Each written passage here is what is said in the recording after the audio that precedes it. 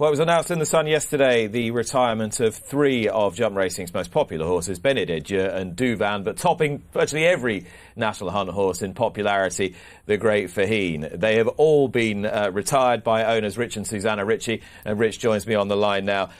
Morning, Rich. A sort of bittersweet phone call, this, I guess. Good morning, Nick. Good morning, Matty. What do you hear? What do you say? It's not particularly bittersweet, actually. You know, it's probably like I think about it like you think about humans. They all had what you wish for everybody who goes to work and has a great career and retires in one piece. It's time, really, isn't it? I mean, we were hoping for one last go with them all this season, but look, they got out in one piece. They're all healthy. It was a fantastic run, and I'm just really happy with the memories, I suppose. I mean, let's talk about Faugheen first, because this is a horse that captured a lot of people's heart. What was it about him, do you think, that made him so popular? I think it was the fact that he was a trier, first and foremost. And, he was he the most elegant at his hurdles or at his fences? He'd put your heart in his mouth with some of his jumps. But he just kept going. And I also think the fact that he was such a nice person. He was a lovely horse. Thought of himself as a dude. I think he knew he was a dude, but he was very happy to meet people, very friendly horse.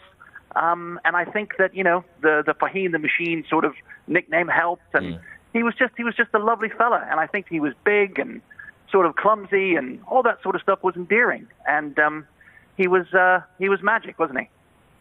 Do you think it was the fact that there was a little bit of fallibility and that he kept coming back? Do you think that sort of massively enhanced his popularity? That's a much more eloquent way of saying what I was trying to say. I think that fallibility is right. And the fact that he did come back so many times. I mean, he wasn't blessed with the best of health during his career. And, I always remember that, when he was pulled up at Aintree, and about 2 hours after the race, I went up into the barn to see him, and he had that look on his face like he'd let you down. And I think a lot of people thought that was the end. And of course, he came back and ran at Punchestown and then came back and had that wonderful novice chase season.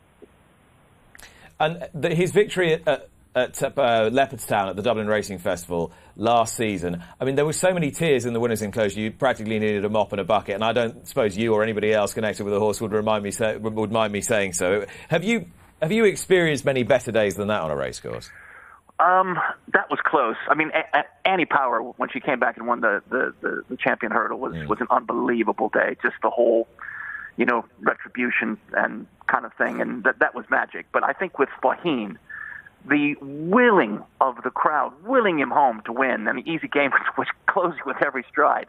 I had never seen anything like that, where they were running back to the parade ring. I mean, I couldn't get there myself. I was being stopped and hugged by people and hands being shaken and cheers from the crowd. It was unbelievable. And to go in there and see John Codd, who'd looked after the horse so brilliantly all those years, and everybody around it. And it was the only time I saw Willie just about to crack, because he's quite unemotive on the horses. But you're right, there was plenty of tears that day, and even Willie was touched.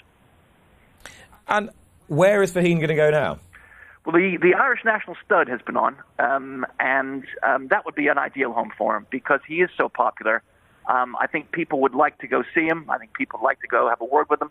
And lovely for them as well. It's another reason for people to come. So I think that's where he will head. Excellent. And what about Benie Des Dieux? Any plans to put her in foal? Yes, I think Benie Des Dieux, I think what he was talking about, crossing her with Walk in the Park, which would be nice. So that's kind of the plan. Something anyway. We'll put her in foal anyway and see what we do from there. But hopefully that's successful. So Benie Des Dieux to be covered, and Douvan? Douvan, my Marlon Brando horse. Yeah. If he could talk, I think he'd be saying, "I could have been a contender."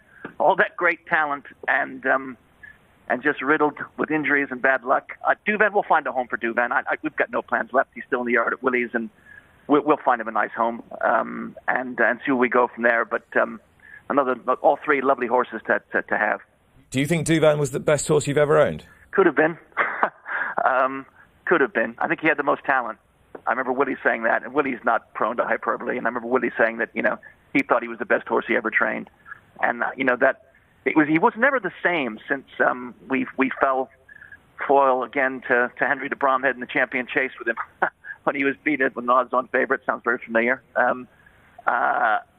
so when he was beat as an odds-on favorite there and he got hurt, he wasn't quite the same. But for that one glimmering moment when he came back, was it the next year or the year after, in the year, I think it was Altior's second victory, he was flying. And you thought, wow, he still has it. But even, to his talent, even when he won his last run at the Clonmel Oil Chase, even that day, he was just magnificent. And clearly the horse with the most talent, I think.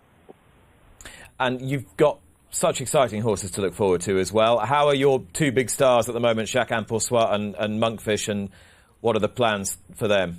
Chacun Pour Soi is very well. He does get a well-earned summer off. We still don't know what happened at Cheltenham. He was flat that day. Willie insists it wasn't the hill. I hope he's right. I hope we get another crack at it next year. He'll just enjoy his summer halls and come back next year, probably a similar path to what he did this year. Monkfish was disappointing at Punchestown. Wasn't the same as last two runs, was he? As he was in his first three of the season. But we'll give him a proper MOT over the summer. I don't think there's anything wrong. Maybe it's just one of those days. But he also got beat by a good filly at Punchestown, and he'll have his summer off as well, and hopefully come back a bit stronger, and maybe be able for a more of a proper season as in open company now. And looking forward to that. But it's hopefully we can unearth a couple that replace these three. I'm sure you will. Rich, thanks so much.